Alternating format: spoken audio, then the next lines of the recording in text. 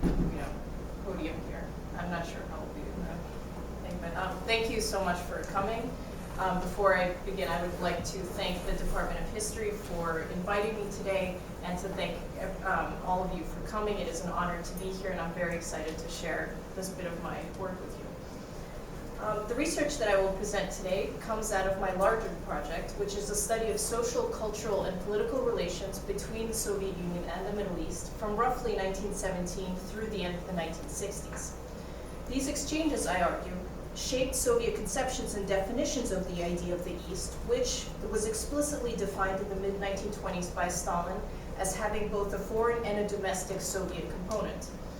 Despite the split into internal and external spheres, the idea of an abstract East underlined more practical concepts of political organization, such as, for example, the Eastern International, a concept coined by one of the organizers of the Comintern's Eastern section, Konstantin Troianovsky, in 1918, before the Comintern was actually formed. The Eastern International as a broader Comintern vision and strategy, both for the internal and the external Easts, set the ground for later exchanges and connections between these two regions, guaranteeing that the Soviet relationship with the Middle East continued to shape and to be shaped by developments in Soviet Central Asia. In studying this relationship, my project is not a study of formal diplomatic relations, nor is it a narrowly conceived political history, nor is it really a study of Central Asia as a distinct geographical area or field. Moreover, in fact, I do not want to imply that there's actually any coherence across these two Easts based on any Islamic culture or even levels of economic development, only that the continued Soviet assumptions about these areas' interconnectedness as Eastern territories and decades of political showcasing of Central Asia as a model of Soviet development in the foreign East had lasting effects on Soviet Central Asian culture, especially in the urban centers, as well as on the political importance and the role of the region inside the USSR, and also on Middle Eastern perceptions of the Soviet Union during the Cold War. To historicize this relationship, in my dissertation, I look at points of interaction between Soviet political leaders and Orientalists between these, the domestic and the foreign Easts within such internationally oriented Soviet institutions, such as the Comintern, the All-Union Organization for Cultural Relations with Foreign Countries, the Komsomol, and other cultural institutions, such as, for example, in this case, Soviet film studios. My argument is that within the determinedly modernizing Soviet approaches to the colonial world, Soviet Central Asia came to represent a particular Eastern form of Soviet modernity, and increasingly in the post-war period, Central Asians were invited to serve as diplomats, translators, and as various other kinds of cultural ambassadors and mediators between Moscow and the so-called foreign East. This historicization allows me to, first of all, situate Central Asia within a broader Soviet historiography, and to show the region's particular significance and its interconnectedness with other 20th century global processes, such as the rise of the international communist movements in the interwar period, decolonization, and Cold War struggles for international legitimacy. The inspiration for this research took shape in a somewhat unusual setting. When I was in Syria, I met dozens of Syrians and Palestinians of different generations who had studied in the Soviet Union, often married Soviet people, and remained deeply connected with their Soviet pasts. Among the older generation of the Soviet Syrian alumni, many had recalled to me traveling to Central Asia during their periods of study in the USSR, and their particular fascination with the culture and accomplishment of the so-called Soviet East, which is how they called it. Years later, when I was working in the National Archives of Tajikistan and Uzbekistan, I also encountered many Uzbeks and Tajiks, who in turn had learned Arabic and worked as translators or as Soviet cultural, economic, or industrial representatives, or as advisors in various regions of the Arab Middle East, in Iran, and in Afghanistan. My conversations with such travelers led me to question the popular Russocentric arguments about Soviet life, like, for example, the one made by Alexei Yurchak based on his ethnographic work in Leningrad, that, for example, the archetypal manifestation of the Soviet concept of zagranica, or the imaginary Soviet elsewhere or abroad, was always, in fact, the imaginary West. For many academics and skilled workers in Tashkent and Dushanbe, there was a different and often surprisingly accessible zagranica in India, Afghanistan, in the Middle East, and in Africa. This difference in how Soviet people in Central Asia related to the abroad was one of many differences in perceptions and experiences of Soviet life that varied between Soviet-educated people in Russian, Central Asian, and Arab metropoles, but which nonetheless, it seemed to me, formed a kind of spectrum of Soviet sociality in a heterogeneous world connected by patterns of political tourism, exchanges between official delegations, and by various other forms of political and artistic interaction.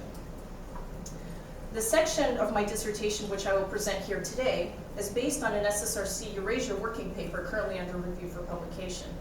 It comes from the second half of my dissertation, which focuses more on the cultural dimensions of the interactions between the Soviet and the domestic Easts during the Cold War. My focus on this section on culture was a strategic choice. For one thing, having an ostensibly innocuous focus like film made it easier and perhaps even possible, I think, for me to get access to the very tightly controlled archives in Central Asia. Because, for example, a study of the cultural accomplishments of Soviet national peoples fits in nicely with present-day national narratives of these areas. At the same time, I would argue that the decisions about what constituted official culture and the debates within these various cultural institutions, especially the ones that had international dimensions, often shed light on some of the most sensitive union-level political and social transformations. In this section, I will focus on the career of an iconic Central Asian filmmaker, Kamil Yarmatov, and on Soviet cinema as a key battle of the cultural Cold War to answer the question, how did Third World interventionism shape political and cultural changes inside the Soviet Union? As decolonization became a possibility and in some cases a reality after World War II, new spaces of competition opened up between former colonial powers, the United States, and the Soviet Union. American historians like Penny von Eschen and legal historians like Mary Dudziak, correct me if I'm pronouncing this wrong, have written fabulous studies of how this international competition, and in von Eschen's case, the expansion of US cultural representation programs into Asia and Africa affected American politics, especially by adding impetus to the American civil rights movement. In the Soviet case, historians of Central Asia, like Paul Stronsky, have made similar arguments about how Soviet engagement with the Third World, the so-called Third World, added urgency to the transformation of Tashkent into a symbol of Soviet modernity in Asia, and led profound imprints on the city's architecture and infrastructure. Building on these arguments, I argue that the courtship of the Afro-Asian world had emphasized the symbolic importance of Soviet Central Asia and of Central Asians as particularly and had a particularly powerful effect on the Soviet Central Asian film industry as a site of cultural mediation. Now, the first film studios in Central Asia and the Caucasus were established in 1920s in Tashkent, Baku, Yerevan, Ashgabat, Almaty, and Dushanbe, and were staffed mainly by Russian filmmakers. In his memoirs, the Central Asian filmmaker Kamil Yarmatov recalled that the first films produced in these studios during the 1920s were always made by Russian directors working alongside local minorities. Because Central Asian filmmaking was considered to be in its nascent stages, commercial and international distribution was out of the question. In fact, it was rare that a film made in a national film studio was even granted union-wide distributions by the Kinokomitet. Cinematic depictions of the Soviet East abroad before 1930 were limited only to a handful of films shown by the film section of the All-Union Society of Cultural Relations with the Abroad, VOX. For example, two films included that I had seen in the archives were produced by Mezhraprom Film, which was a Russo-German film studio that existed between 1922 and 36, and which recommended for the 1929 film exhibit in Stuttgart 2 films, one about the Pamirs and another one, Potom Chinggis Khana, which is available, the translation is The Descendant of Chinggis Khan, and it's available on YouTube, you can watch it for free. about a Mongolian hunter who stands up to British economic imperialism and then joins the Bolshevik partisans. Interestingly enough, in one of the scenes of the film, there's an important role is played by an Orientalist who deciphers some of the old transcription and helps with the establishment of British power in the region. But I think it's a symbol of what the Soviets were doing in this region at the time. Other films were produced by national studios, but usually their audiences were limited to the National Republic itself and were not shown abroad.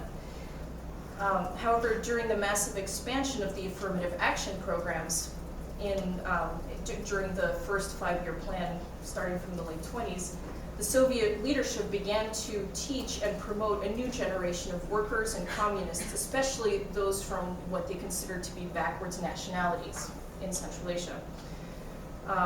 In 1928, the first group of Central Asian national filmmakers was sent to study at the Gerasimov Institute of Cinematography in Moscow, the premier film school in the USSR at the time.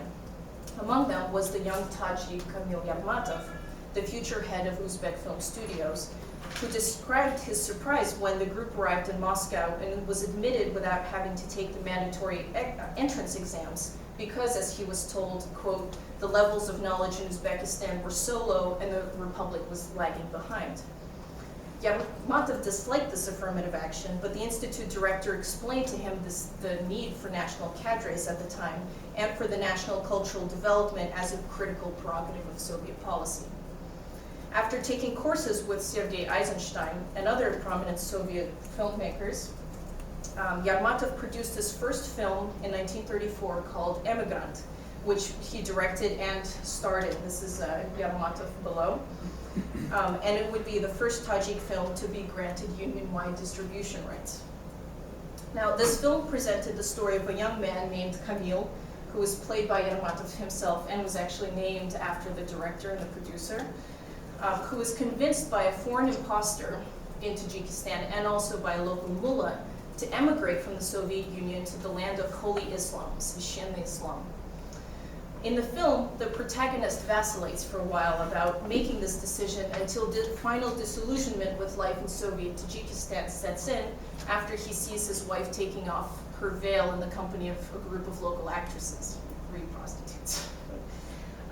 And he decides to leave for good. After immigration, Kamil realizes that his dreams of a better life abroad were a lie. He gets severely taxed by a series of state authorities, first the emir, the bey, the imam, the mosque, and soon he begins to notice misery and poverty all around him. At the end of the film, the protagonist returns to his homeland in Tajikistan and kills the foreign imposter in a dramatic fight scene in the mountains. Now, the range of interpretations of this film indicated that I think its reception worked as a particularly effective example of what historian Francine Hirsch has called double assimilation, or assimilation of a diverse population into national categories, and simultaneously the assimilation of those nationally categorized groups into a unified multi-ethnic state with the expectation that the first process would reinforce the second. On one hand, the issue of immigration out of Central Asia in the 1920s and 30s was topical as thousands fled Bolshevik anti-religious campaigns into neighboring China, Afghanistan, Saudi Arabia, and other parts of the Middle East. However, while this film was shown in Moscow, its ideological challenges to such local issues as the power of the religious establishment, for example, and the attraction of foreign Muslim lands was completely lost. Instead, the film was advertised in one Moscow radio commercial as showing the colorful and distinct, or своеобразная, life in one of the Asian borderlands, the Ukraina. The announcer on radio titillated the Moscow audiences by describing the film's plot using romantic Orientalist imagery and called it a tale from the exotic and unknown domestic periphery. This is what it became. Nonetheless, union-wide distribution was a significant accomplishment for the young Yarmatov. After the success of his first film, Yarmatov quickly became accustomed to the cushy, adventurous life of a well-paid member of the burgeoning Soviet national elite. During World War II, he made two feature. This is the shot for Immigrant. He made 2 other feature films and also filmed Uzbek concerts for the front. In a private letter to his former teacher and filmmaker and theorist Lev Kuleshov, Yarmatov confided that during the war there was really no artistic work, and that he wanted to refuse some of the wartime projects, but since they had asked him from the very top, where they treated me quite well, he wrote, he could not refuse. For his efforts, Yarmatov was decorated with the titles of Artist of the Tajik SSR, the People's Artist of the Uzbek SSR, and, as you can see here, many other awards. Although World War II and the Reconstruction periods were ones of often rigid domestic censorship in film, they were also periods of transformation of the representation of Central Asia and of Soviet film more broadly. On one hand, the massive displacements from Moscow, Leningrad, Kiev, Odessa, and other major Soviet cities into Central Asia and the Caucasus brought over 100,000 refugees to Tashkent alone, along with tens of thousands of 2 other Central Asian cities. As part of the compulsory evacuations of many of the major universities and institutes, many prominent filmmakers ended up in Central Asia, where they set up new schools and trained new cadres. Also, during the war, the Soviet acquisition of trophy films from German archives flooded the Soviet screens with many new foreign films that the Soviet public had never seen before, and just added diversity to what was available in terms of for the public. After the end of the war, and especially after the death of Stalin and the beginning of Khrushchev's de-Stalinization campaigns, the Soviet opening to the Afro-Asian world in the mid-1950s brought an unprecedented new attention to Soviet Central Asia and to Tashkent.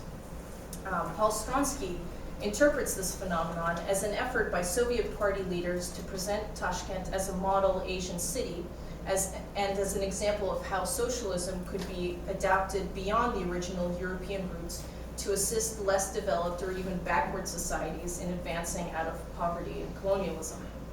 In his book, Stronsky focuses primarily on city planning and architectural changes, but new political conditions, I would suggest, affected the politics of representation on many different levels.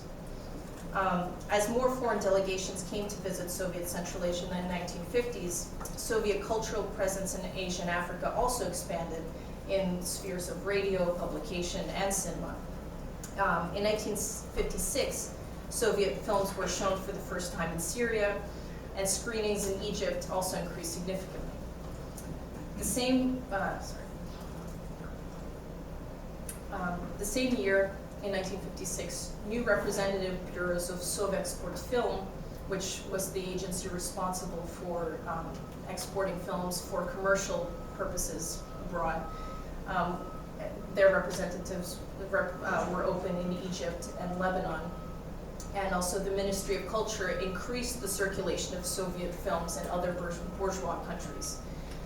Trying to gain exposure and also to win favor with the Afro-Asian solidarity movement, the Soviet Union participated also in international weeks of films and film festivals all over Asia and Africa. On May 26, 1958, the Union-level Ministry of Culture ordered the Republican branches also to expand ties with countries in Asia and Africa, specifically to broaden cinematic ties by dubbing more films and organizing weeks of Soviet films in India, Thailand, Cambodia, Lebanon, Iran, and in other Eastern countries. On June 3, 1958, the Central Committee of the KPSS decided that Tashkent should host an international film festival for Afro-Asian countries. This film festival, which took place from August 20th to September 3rd, 1958, was followed by an even higher profile Afro-Asian Writers' Conference. The organization of the 2 events involved a collaborative effort on the part of Uzbek Society of Cultural Relations with Foreign Countries, the Uzbek Central Committee, and an army of actors, translators, intellectuals, artists, hotel managers, and hundreds of other extras in this event. The film festival brought together filmmakers from Soviet Central Asia, the Caucasus, and also delegations from Burma, Ceylon, China, Vietnam, Ghana, India, Indonesia, Korea, Mongolia, Morocco, the United Arab Republic, Pakistan, Sudan, and Thailand. The hosting Uzbek delegation included directors Yarmatov and also Latif Faizayev, along with the deputy Uzbek Minister of Culture, Muhamedov. Yarmatov's film Ibn Sina and Fazayev's Poputyovki Lenina on Lenin's Pass represented Uzbekistan at the festival. During a festival tour of Uzbek film studio, Yarmatov, who was at the time the studio's director, made a statement about his hopes for the future collaboration with foreign directors. He also told the foreign delegates that, like their studios, Uzbek film was young, but that Uzbek film developed quickly thanks to the help of their Russian elder brothers. And the quote is, as he said, who raised each one of us with love. The speech presented the standard ideological line on Soviet nationalities policies of the time, paying homage to Russian culture, rhetorically infantilizing Central Asian culture by comparison. Now, I have to admit that this interpretation of Soviet national history was a rather new ideological position. As historian Lowell Tillett has argued, there were a number of major historiographical revisions to the interpretation of Russian imperial conquest and colonization, especially in Central Asia. The first shift occurred in the late 1930s from the interpretation of colonialism as a positive evil to one of a doctrine of a lesser evil, and the notion that Tsarist imperialism, although open to some objections, saved non-Russian peoples from a worse fate at the hands of the British and other imperial powers. By the early 1950s, the theory of the lesser evil among Soviet historians had been abandoned in favor of that of a positive good. Conquest had been bowdlerized to annexation, and because of the allegedly beneficial ties with Russians, was regarded as actually progressive within the historical milieu. And as Andreas Kepler has also argued, Stalin's great retreat to the values of Tsarist Russia in the early 1950s reproduced the legitimation of imperial conquest and rule and of Russia's mission civilisatories among non-Russians. But while Yarmatov's particular form and hierarchy that he expressed was correct as a way of addressing an audience of Soviet political elites, its attractiveness to Afro-Asian artists and intellectuals was rather questionable. For one thing, this pronouncement came after the publication of the early work of Franz Fanon, Albert Memmi, and other colonial critiques. Nevertheless, none of the foreign guests openly took issue with the speech, or if they did, their protests were not recorded by the official Soviet stenographers at this event. In Moscow, the Central Committee was pleased with the festival's celebratory quality and what they called its high ideological level. In the final report to the Central Committee, Rasul Gulamov, the head of the Uzbek Soviet of Ministers and of the Festival Organization Committee, offered a number of recommendations for future international events, including increasing cooperation with the Foreign East and producing more films about accomplishments of Central Asian and Caucasian peoples for distribution in Africa and Asia. Soviet officials in Moscow and also in the Foreign Service from embassies abroad echoed these demands in light of a need to participate in foreign Afro-Asian events and to challenge Western criticisms of the Soviet Union behaving as a colonial power. In the years following the first Tashkent festival, the number of official and unofficial visitors from Asia and Africa to the Soviet Union in general and to Central Asia in particular increased dramatically. As the region became more internationally visible, Kamil Yarmatov was again summoned to the Central Committee of the Uzbek Central Committee in 1962, together with Ibrahim Rahim, who was at the time the director of the Uzbek Film Studios. At this meeting, the Uzbek Republican Central Committee requested that Yarmatov make a new film about the establishment of Soviet power in Turkestan. Today, they said, the audience needs a different, more dramatic kind of picture. The assignment to film this new dramatic foundation tale for the establishment of Soviet power in Central Asia was a great honor and challenge for Yarmatov. As he recalled, I felt shivers down my spine in his memoirs. and dramatically described what he called an enormous неохватная theme and responsibility. The task of dramatizing a Soviet foundational narrative in the former Tsarist colony was first and foremost a task of historical interpretation. As Frederick Corney has posited in his seminal history of Soviet foundational narratives, the construction and the institutionalization of October's story in the Soviet Union depended on the telling of another story, necessarily, the one of events from 1903 to 1917. And as many imperial historians of Central Asia have argued, this region actually had a rather unique history as part of the Russian Empire. For one thing, the area was a rather late acquisition, even compared to other Muslim territories like the conquest of Kazan in 1552, or Catherine the Great's annexation of Crimea in 1783, the conquest of the Caucasus, the Russian acquisition of Turkestan, and its treaties with Khiva and Bukhara protectorates were late, and only really beginning with the fall of Tashkent in 1865. Indeed, some parts of the Pamirs were only annexed in the 1890s. Another reason was that Turkestan was geographically proximate to competing imperial powers. There was actually the issue of colonialism, and that Russian colonial administrators in the region before the revolution actually saw their role as equivalent and parallel to the British and French, or the British in India or the French in Algeria, and which were actually the target audiences of this film that was being made. Another reason was that conquest of Turkestan doubled Russia's Muslim population, and the way that Islam was dealt with in this region was in fact different from other parts of the empire where, that were subject to the Oldenburg Assembly. There was a policy of less interference with Islamic practices, and for the Governor General of Turkestan, Kaufman actually forbade Orenburg's extension into Turkestan, hoping that the Muslim population would just become assimilated over time.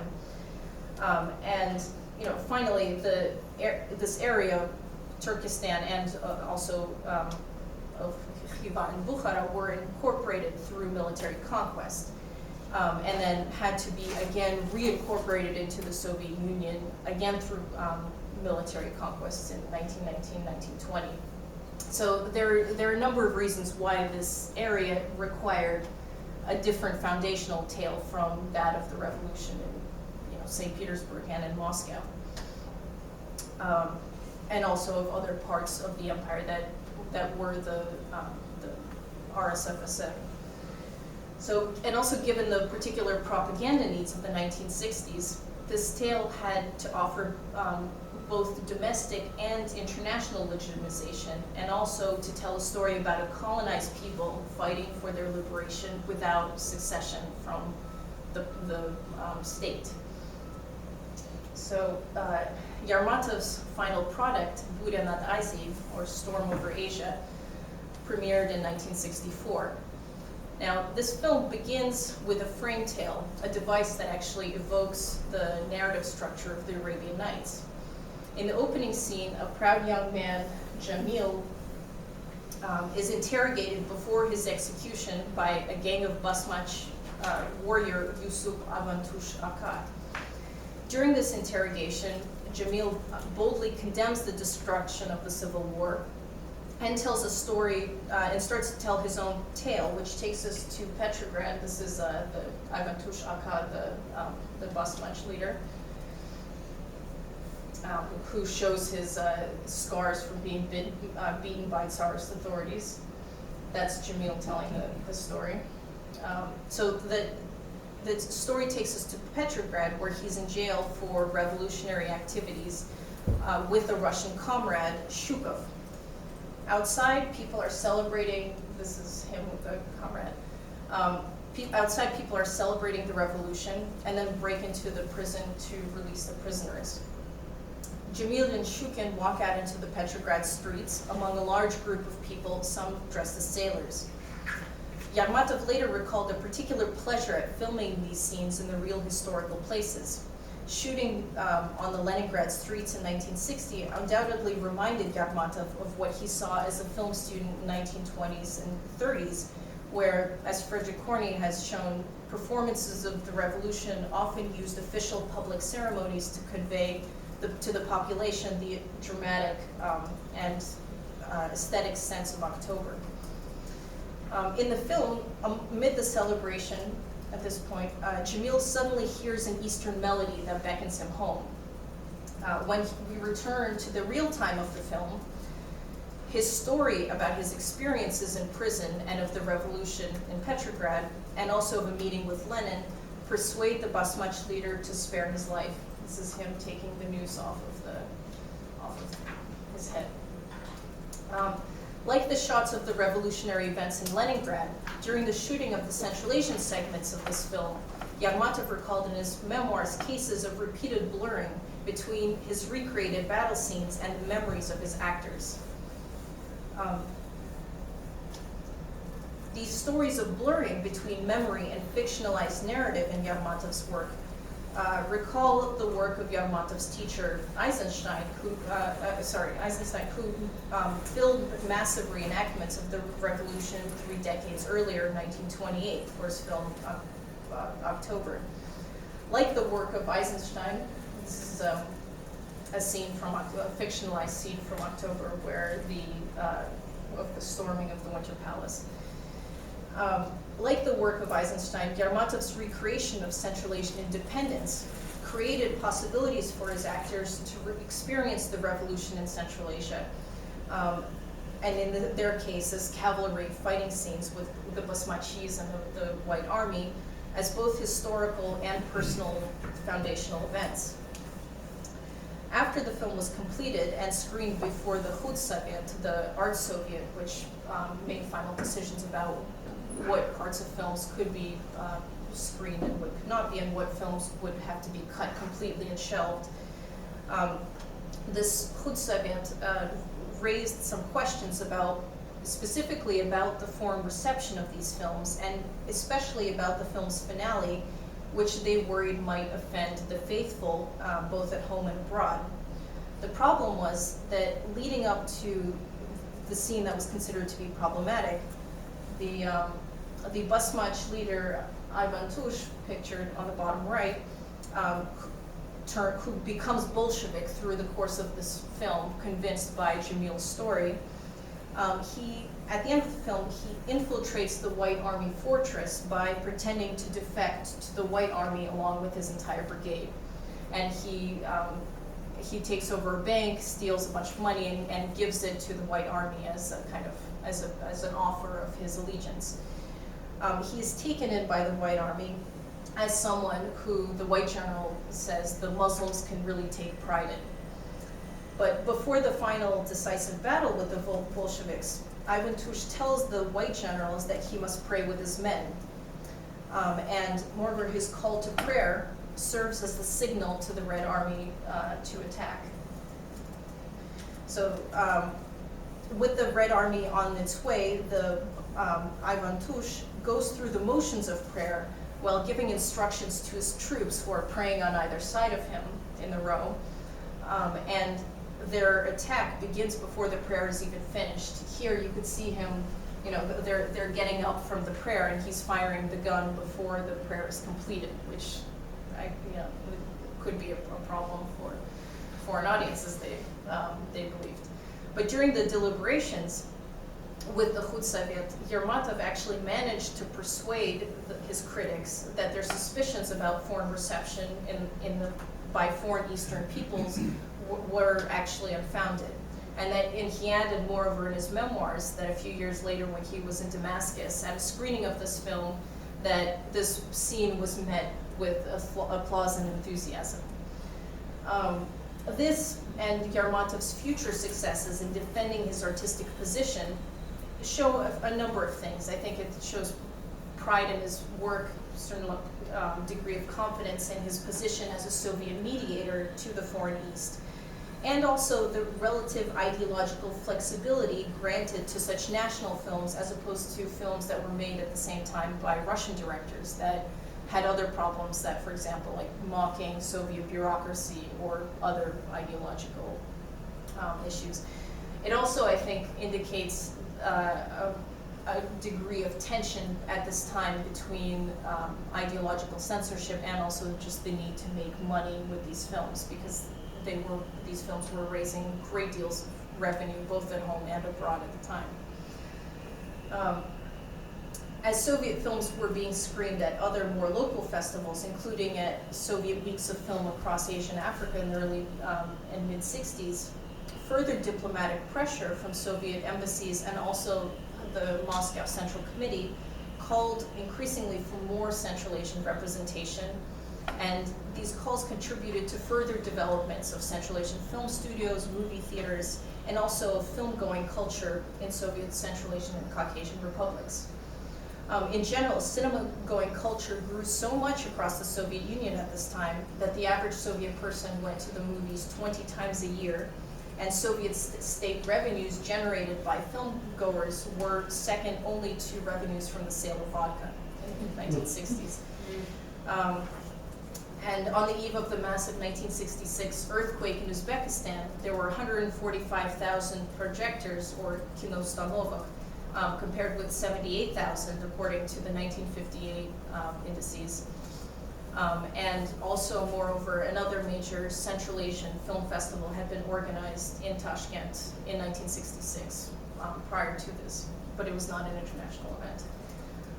In the midst of the rapid post-earthquake reconstruction, there was a massive, in 1967, there was a huge earthquake that destroyed over half of Tashkent and all but one of the movie theaters.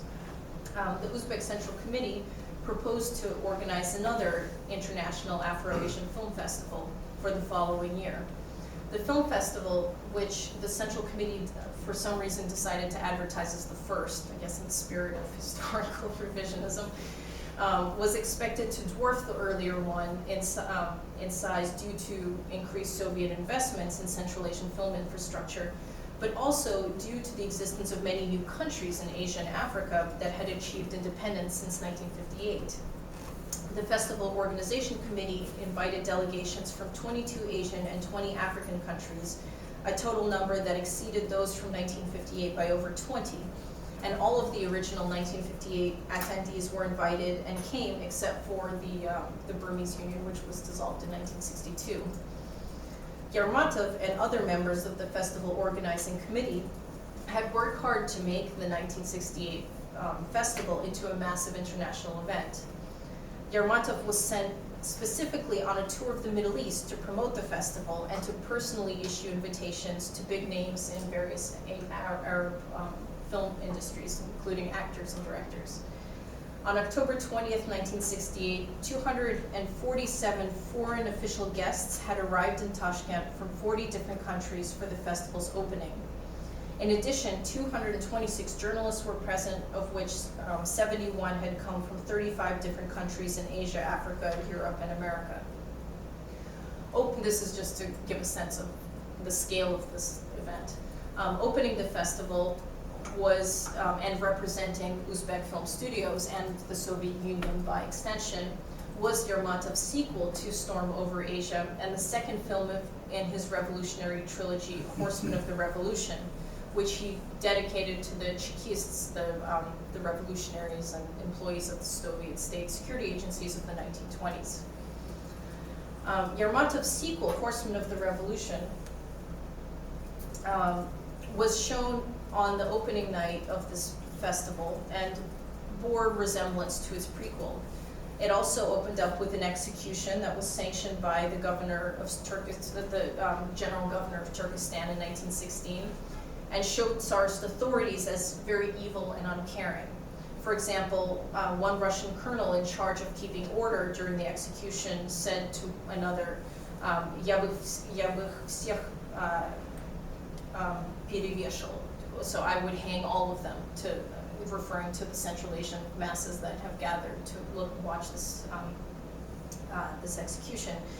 And this, again, this aspect of representation indicates a relative degree of creative freedom that I think was allowed to films and to the cultural sphere as opposed to the Soviet historiographical mainstream, which was still at this time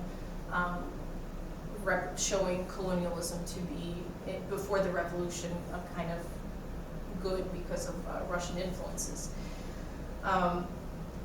And interestingly enough, the film also shows one of the highest Soviet military authorities to be a woman that's appointed by the Central Committee of the Turk Bureau of the Comintern, which I argue in earlier chapters of my dissertation actually also played a major role in the developments in Central Asia and the expansion of networks across Central Asia to the Middle East in my earlier chapters in the 1920s and 30s. But Yermontov's presentation of this film, and also of the press coverage, interestingly enough, at the film festival, displaced the drama of the film onto Yermontov's own biography as a Civil War veteran, thus legitimizing the Soviet revolutionary narrative with his and his actors' personal stories and memories. The media referred to him as a son of October. Here, for example, is a newspaper article about this film. It says "Всадник революции," so horseman of the revolution, and shows Yermontov's picture below it as the kind of iconic example of this. And after the festival, Yermontov continued to have a long and illustrious career as a member of the Soviet elite. So this is him at the Afro-Asian Film Festival, and also at later Tashkent film festivals. You can see getting kisses from beautiful actresses and mingling with the with film stars. You can see it better. Sorry, the lights aren't really good here. In conclusion, decolonization and Cold War competition for alliance with the Afro-Asian non-aligned movement not only helped to form and expand new cultural institutions inside the USSR, but it also revived and adapted familiar genres and histories to new forms of global politics and audiences. The importance of the international Afro-Asian audience in the decolonizing world especially encouraged performances of a foundational narrative for Soviet Central Asia that highlighted the region's cultural and historical specificity and aspects of its cultural similarities with the Third World that were based on Islam and also a shared history of oppression. During the post-World War II decades of the early Cold War, audiences in parts of Asia and Africa and the Middle East were also changing. It's important to note. In the Middle East, for example, the intensification of the anti-colonial and anti-imperial struggles brought with it the emergence of significant non-communist socialist narrative groups such as Nasserist, Baathists, and the Algerian National Liberation Front. The importance of revolutionary symbolism to these popular movements, but even to other movements that describe themselves as revolutionary, such as, for example, the Muslim Brotherhood at the time, and also its popularity among the non-communist left, might have contributed to such audiences being more receptive to other forms of revolutionary culture, including this particular Soviet Central Asian formulation. Or at least that was the perception of the Soviet authorities and filmmakers. For these reasons, Soviet foundational narratives during this period eclipsed even those of World War II, which, as historians of the war, like, for example, Amir Weiner have argued, superseded other foundational myths, including the Civil War period after the end of World War II. That was really the foundational experience of all Soviet peoples. As this trend, at least in films, shows, I think, in other non-really Russian mainstream forms of Soviet culture, this was not always the case. Because of these new audiences and cultural exchanges and the promotion of the revolutionary pro-Soviet message as part of a Soviet effort to co-opt the drama of liberation movements, this was no longer also the domain of Communist Party networks or Comintern-related institutions the way that it was in the interwar period. So this kind of the focus on film, I'm trying to show that many new institutions were involved that were not, that were cultural and literary and other forms. So, and also finally, as an alternative Soviet modernity, the emphasis on the Soviet East within Soviet foreign propaganda to the non-aligned Afro-Asian world showed that the Soviet model development was far from homogeneous. Rather, it was dynamic and tailored to different audiences while emphasizing Soviet message of a revolutionary social equality. In a similar way, American propaganda and cultural representation programs attempted to highlight the government's partnership with free enterprises, for example, a way of distinguishing America from state-controlled Soviet organizations in many of the same places. So, for example, Yermatov made his pre-1968 visits to his Middle Eastern tour included Damascus, Cairo, and Beirut, which is exactly where the U.S. would send jazz musicians as part of an American cultural diplomacy outreach abroad during the same period.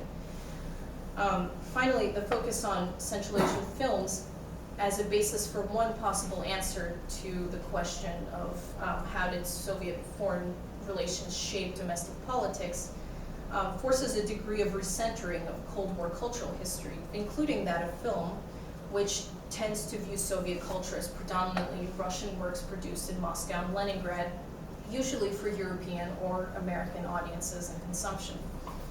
The context of international competition shows that Soviet cinema, like literature and art, was actually differentiated along national and cultural lines and could be manipulated by savvy individuals for personal influence and material gain. Finally, it illuminates an engagement with the Afro-Asian world that, it's a lot of fun noise, that led Soviet diplomats, Union and Republican level party officials, art Soviets, and studios to invest more in the production of Soviet Eastern culture, and specifically of the revolution in the East. And the importance of this international context and of audiences for Soviet Central Asian cinema was a key component of the fragmentation of totalitarian mythology in the Soviet film industry during the thaw. But this fragmentation was more politically directed than what particularly Soviet film historians like Alexander Prokhorov have described as a process of filmmakers attracted to the potential of a periphery that, quote, still lagged behind the center and therefore offered more opportunities for artistic experimentation. Thank you. I think I need to work a little bit on the conclusion, but thank you very much for listening. That is my talk. Okay, right. Now let's have questions. Yeah, Yanni. I have to run this already. Professor Concerns. So more focused on the introduction. I mean, could you give me a sense of, overall, what it is that this work contributes to in terms of our re-understanding of Central Asia in particular, the Soviet Union, meaning how would we look at things differently as a result of this research, in a way that we hadn't looked at it before? With this particular work on films, or are you asking about the dissertation broadly? You can do both or either. Well, I think with the films in particular, I mean, I think it's important to historiographically to acknowledge that the Soviet Union was actually had these multiple worlds in them, and that it was not as I think, as I said in the conclusion, in a lot of the historiography that's focused on Moscow and on St. Petersburg, especially for cultural history, which is really predominantly Russo-centric. I think we miss a lot of the complexities of what Soviet culture was, and also its target audiences and the networks of interaction between the Soviet Union and what the abroad was for different kinds of Soviet people. I mean, I think it just shows that these assumptions that a lot of Soviet historians hold are really Russo-centric and Eurocentric in their focus, and that it was actually, in fact, a much broader and wider kind of interaction. And the challenge I said to the film about film historians specifically, that I think this part makes us rethink about what was happening in film history during the thaw. That it was not just this kind of that the Central Asia was this free for all for Russian directors, and that these images were really important to Moscow Center, that they were that they were politically thought through, that there were, and that people actually were able to make careers and have a lot of respect, including from Moscow, and a lot of resources directed to themselves by showing themselves as successful mediators in this particular field, which I think was from the very beginnings of the Soviet state was a weakness because of lack of experts and lack of people who spoke languages or had cultural, or could sell themselves as having cultural affinities with the Foreign East.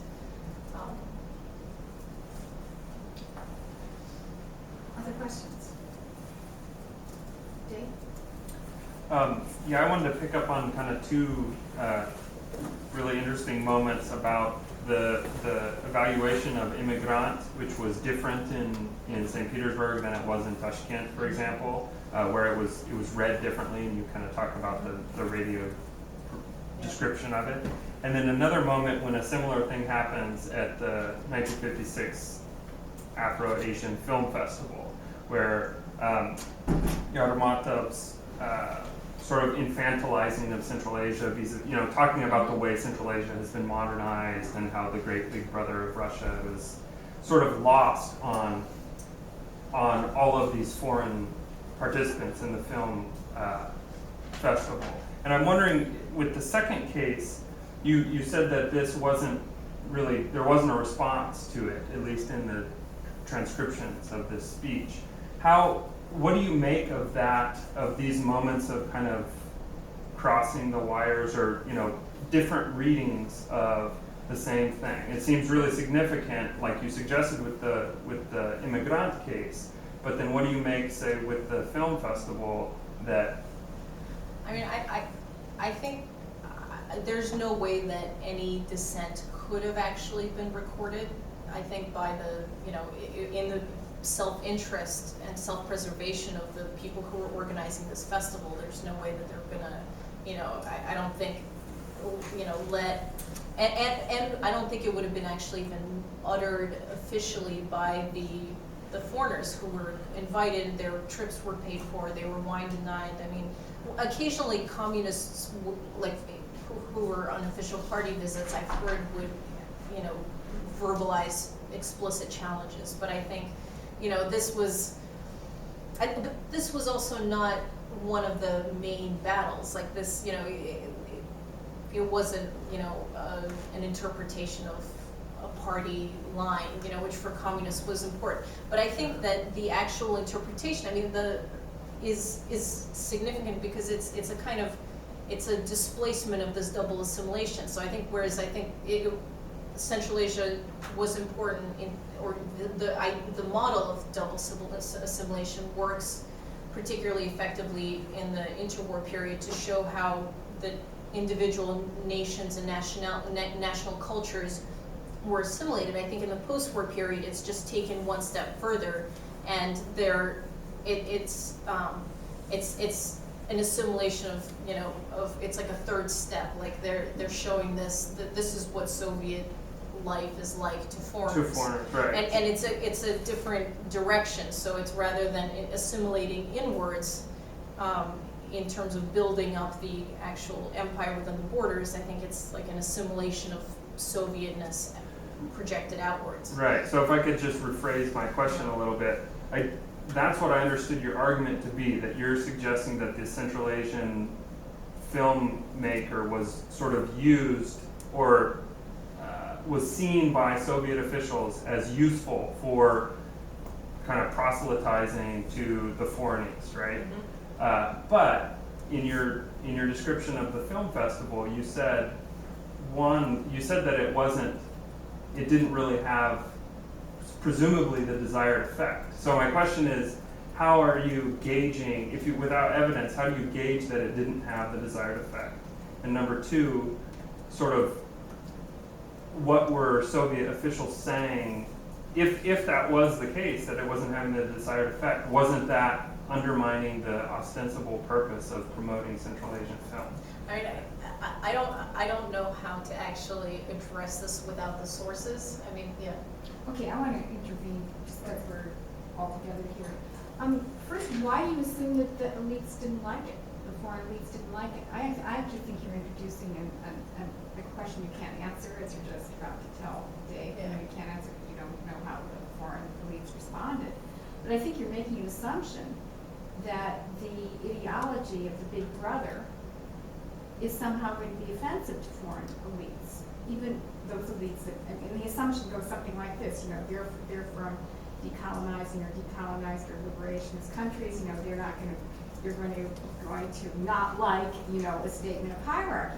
But just think of our Western intellectuals and what they thought about, sort of Big Brother ideology from the USSR. When the French communists went to Russia all the time and heard that the Communist Party was leading and guiding and helping and so on, they didn't have any trouble with this. So I actually think this is sort of a red herring to introduce the idea that this is a subversive vis-a-vis the foreigners. It might be.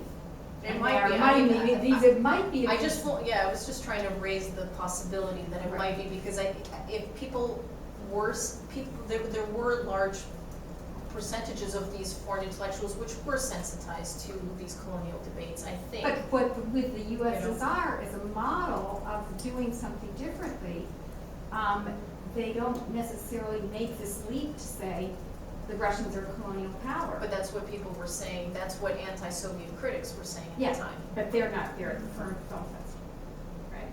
No, but it's if these foreign intellectuals were aware of these critiques, and if the questions were being raised. I mean, the USSR in 1955 was not allowed to go to the Bandung conference, and one of the reasons was that officially was put forth to ban it from coming is that on one hand you can't have it be at a conference of non-aligned countries because it's one of the main superpowers, but the other reason was that it actually was a colonial power, that it had colonies in Central Asia, and that this was in this Afro-Asian non-aligned international circuit. These critiques were being circulated. There was a whole other set of critiques that was coming from the Chinese communists who were present also in all of these events, who would also sometimes say these things that on the colonial, the critiques of it being colonial, oppressive to Muslims, or anti-religious. So I'm trying to raise this possibility. I don't know how to do it necessarily without inviting questions that I can't answer because I don't have the evidence.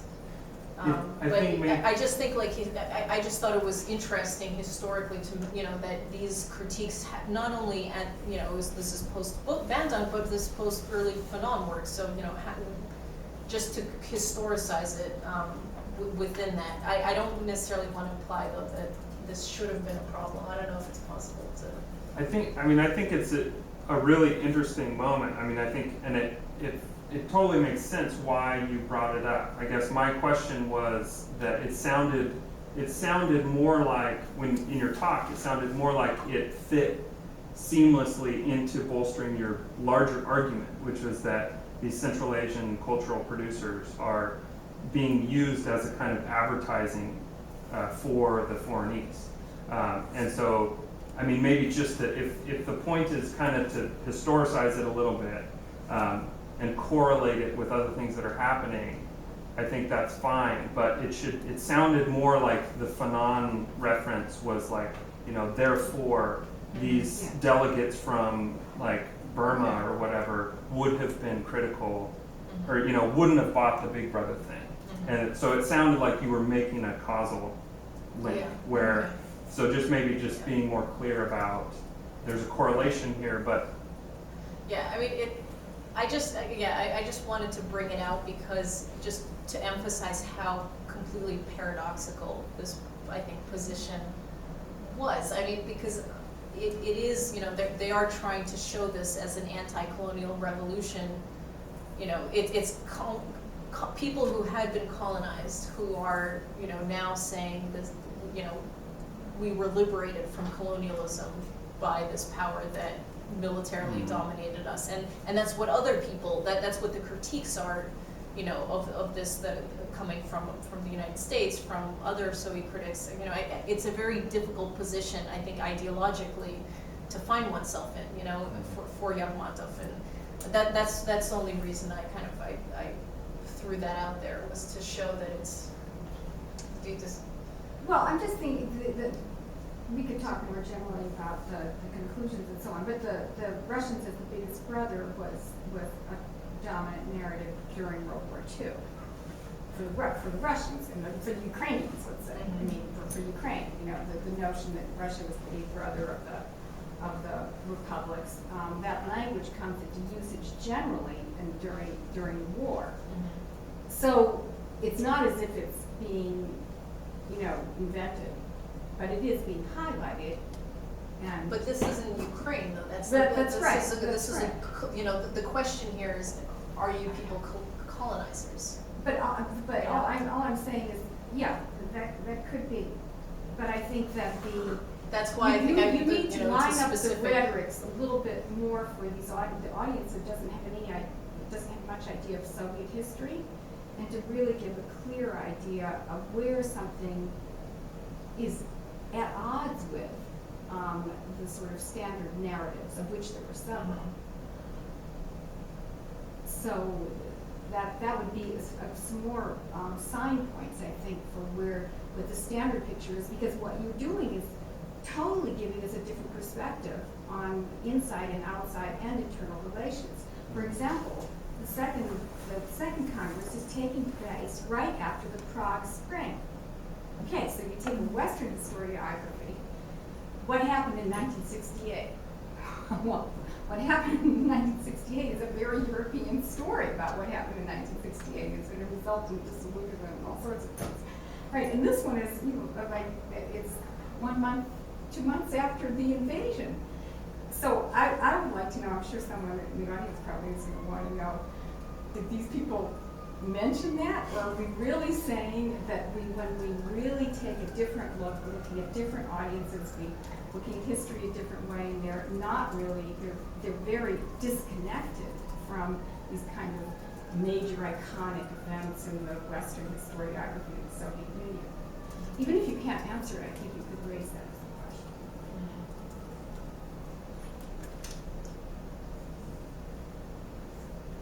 Frederick Cooper. Was the atheistic dimension of Soviet policy completely bracketed in the films and in the discussions around them, or did they finesse it in some other way? Those discussions are actually they're more part of the longer chapter. It comes up repeatedly for example, like there's a problem in when they show films in Indonesia in '64, they get criticized for being too critical to Muslims, or I think that they burn an Islamic flag in the Soviet film, and people are really up in arms about this, and so it's something that they both get criticized for by foreigners by being too hostile to Islam, but at the same time they're compared to what the Soviet domestic line is.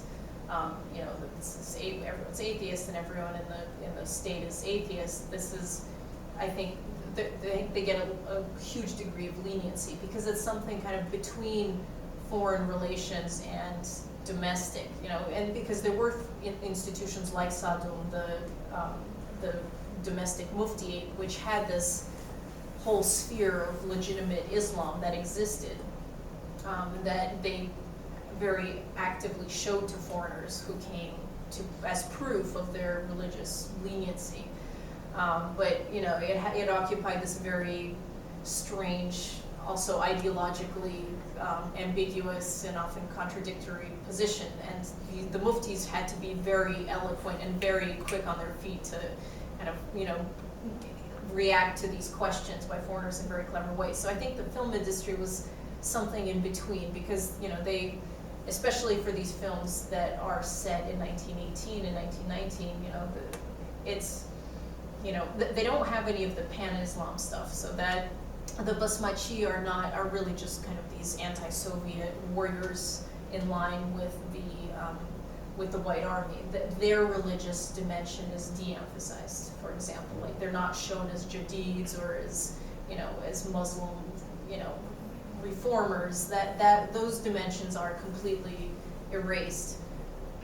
But they do show, you know, Muslim ritual in the movie. I mean, the Izan, the actual call to prayer, that's the signal to the Red Army, is beautiful. It's beautiful Arabic. It's very eloquently sung. So they, you know, it's clearly like they had people who knew what they were doing, who were invited to participate in the film and to, you know, to enact these rituals. But, you know, it's so, and it was always the Muslim issues that were raised by the Khudsagat. So Yarmatov had a number of problems with his films. Before they were allowed to be screened to the foreign public, they had to go through this censorship, like editing process. And he actually, in his memoirs at least, he claims that he won all those battles. Like, he got his way. He got his film to remain unedited as it was.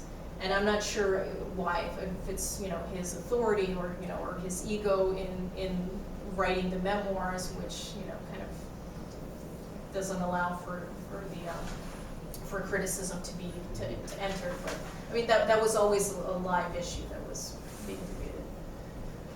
I don't know, does that answer? Mm-hmm. Yeah, hi. I had a question on kind of the larger context of Afro-Asians in Central Asia at this point too. Like, I mean, how much of a snapshot are we seeing of these? Like, are there, I don't know, film students being brought in? Are there, like, what are the kind of other exchanges that you mentioned kind of briefly? Like, Yeah. there's official delegations. Are there students coming in? Is there kind of more of an effort, or are people, I don't know, wary of the potential, like, colonial paradoxes you were pointing out? Yeah, I mean, so there are a lot of, every year the number of foreign delegations from African and Asian countries is growing. And with the delegations also grow the institutions that are responsible for managing foreigners in this area, specifically the Society for Cultural Relations with Foreign Countries that deals with the foreigners, that shows them around. These institutions become much more regulated. They import people from the Soviet security services to direct them and to appoint people to actually lead these delegations. But also, I think one of the a huge impact that it has is it opens up new objects that become internationally visible. So from, you know, whereas in the 50s, in the mid-50s, they might have shown, you know, 5 to 10 places in Tashkent that were, you know, deemed ideologically appropriate and clean and, you know, enough for foreigners to see. By the 60s, this number grows because there's so many delegations coming in that are, you know, they're politicians, there are students coming in, there's tourists, just, you know, Intourist has tours of Central Asia for foreigners to go on. And also, I don't actually have the numbers for how many foreign students who are studying in Moscow go, but a lot do. And you see, even, especially like in the Sadum files, the Muftiate files, there are a lot more people from Africa and Asia, from Muslim countries, who are coming and asking questions of the muftis. And so there are many more people, you know, available. There's also writers' conferences. Those are the two main cultural outreach, I think, dimensions, is writers' conferences and these film festivals. But there's also just a lot of tourism and political delegations. Like, there, you know, like in the 60s, it's like 5 to 10 delegations a month, you know, with ranging from 10 to 40 to sometimes over 100 people come. So this is part of just a broader opening to the world, but mostly, I mean, they keep saying consistently that the largest number of delegations is from African and Asian countries. in the reports.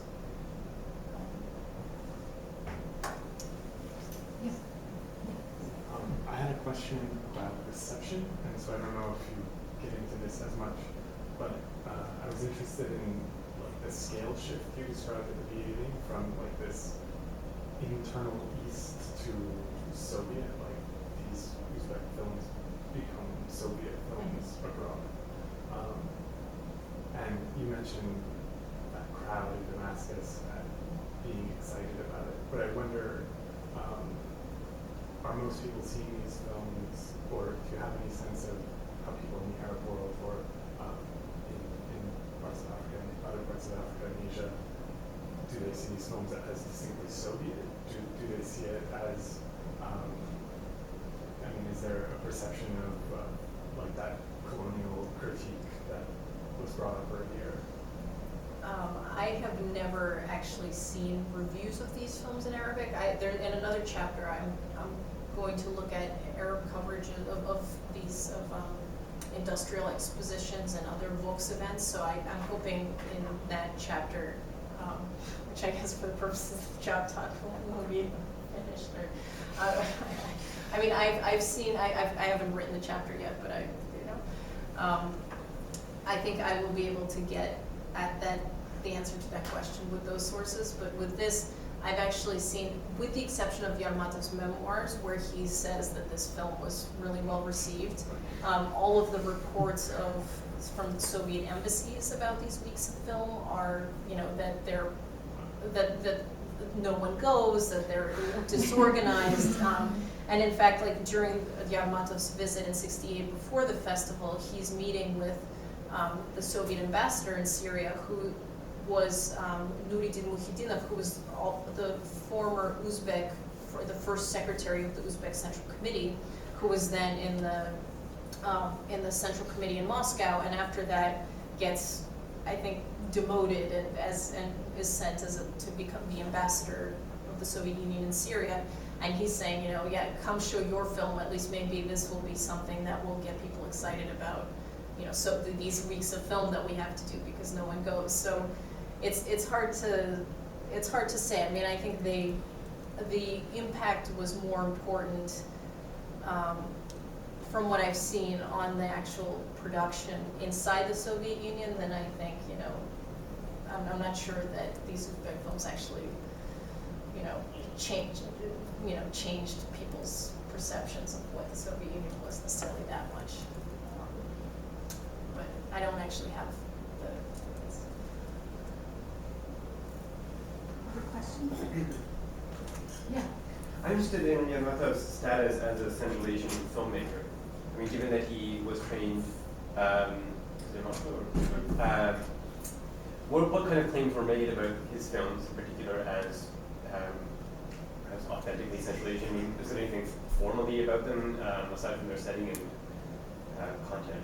That's actually a very interesting question because his Central Asianness seems to be pretty fluid. I mean, the guy's actually was Tajik originally, and he goes to, but he works in an Uzbek film studio early on, and he, later becomes the head of Uzbek film, and also on the official host of these events on the, representing the Soviet Union.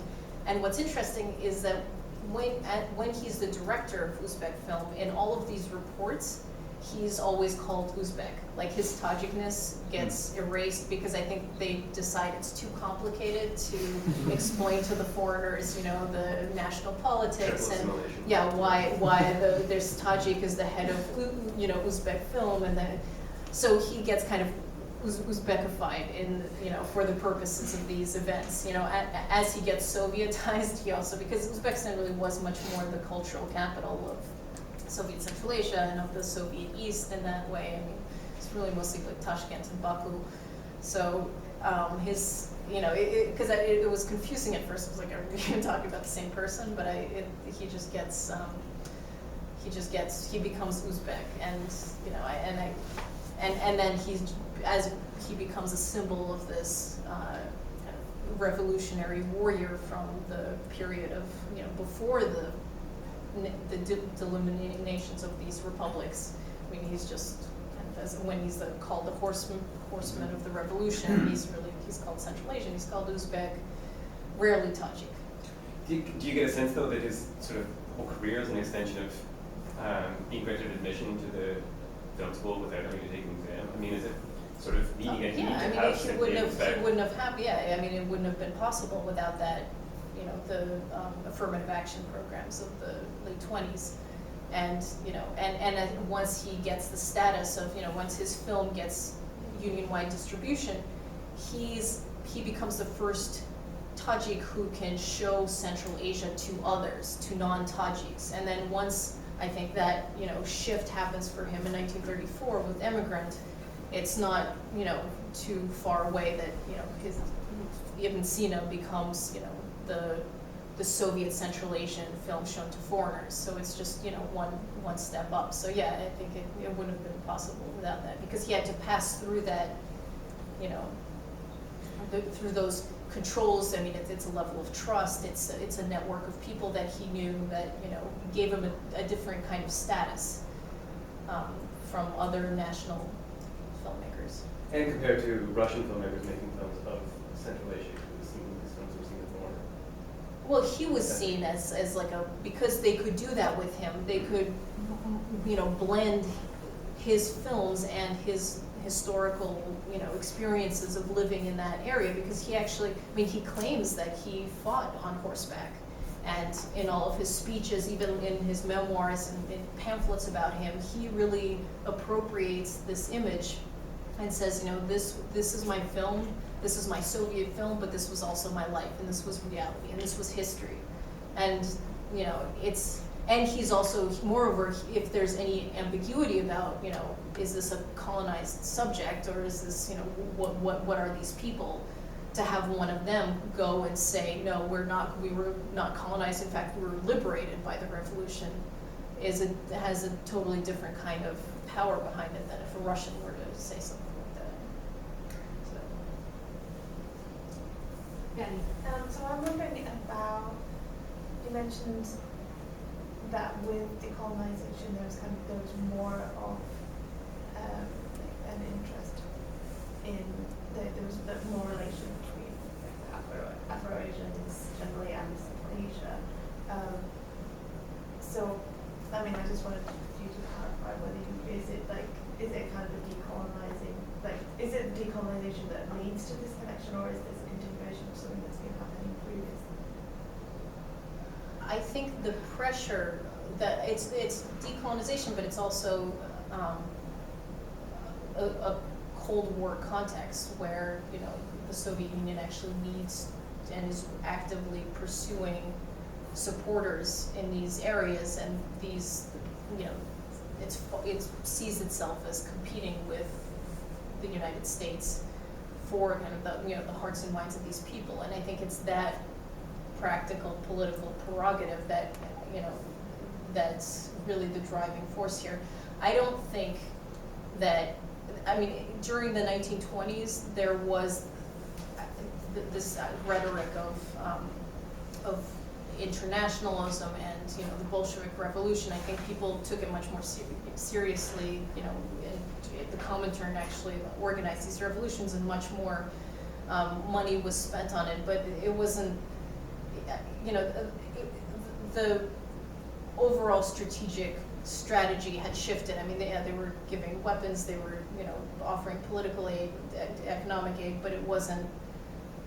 I'm you know, it's hard to say. Some people, I'm sure, believe this, you know, this anti-colonial rhetoric. Some people might have been more cynical about it, but I think it was really the Cold War need to, you know, to compete for these people that drove these particular processes. Because otherwise, you know, Bandung, I don't know how important would it have been. You know, I think, and at the higher level, at the Moscow level, the policy discussions are usually, you know, Europe and America are still very important, and they're still more important, and it's in the actual logic. I think that's always the implication. And do you see it as like, so if the cultural context is most important, so do you see it as like a genuine belief that through these cultural interactions you can like get these countries for the Soviet way? Like, do you think they actually believe in exporting revolution through cultural means, or is it a kind of like a rhetorical,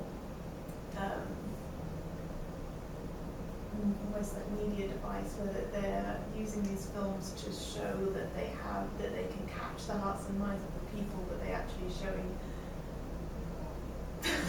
I don't think they're exporting revolution necessarily, because like their target audiences are countries that have already undergone revolutions. You know, that they're not at this point. During the interwar period, that's not the case, and they're busy sending these pamphlets to India, to Egypt, you know, before the revolutions actually happened. But in this period, between these two film festivals, their target audiences are mostly these liberated, you know, revolutionary, like post-colonial regimes. So I think they're just trying to say, look, we had our we're not colonial, first of all. These people are not our colonies, and they're not our colonial subjects. You know, we had this revolutionary culture, you have revolutionary culture. I think it was just a, you know, and in a way, these festivals, it's very, you know, it's parties and, you know, and whining and dining and soft power and schmoozing. I mean, that's what these festivals were about, I think, much more than entertaining any hope that, you know, people are going to see this and, you know, be moved to revolutionary activity. Well, that makes me ask how closely were the cultural people that you've been talking about today tied in with the political people who were trying to make their deals with Guinea or Mozambique or whatever? Well, do you have a coherent Soviet policy where you have various loci in which people do their thing with maybe minimal coordination? Well, so whenever these weeks of film were organized, and it was always through the embassies, and you know, when Yermatov goes from one part to another of the Middle East on his promotion circuit, he's meeting with, you know, and he's being taken care of by Soviet, the cultural attaché, or the people in the embassy. And the embassies do set up a lot of the meetings for him, and you know, as I mentioned earlier, the person who gets put in charge of the Society for Cultural Relations with Foreign Countries is a KGB guy. I mean, it's not someone from the arts. It's not someone who has any experience at all in the arts. So it was interwoven, and you know, when the film assignment initially is made to Yermatov, he gets called into the central committee of the Uzbek Communist Party, and he's told to make this film. So, I mean, I think it is intimately connected. You know, it's part of this. But you know, he would never. I don't know if he would meet with someone that was doing the arms deals, or you know, that necessarily that interaction would take place. But I think it was all part of a vision, and culture was dealt with in a way that was very political, especially at this level, like the level that had anything to do with international connections. Well, I think people have to go. It's 3:30, but if anybody wants to stay around and talk a little bit more about the logistics of the talk or whatever, you're welcome to do so.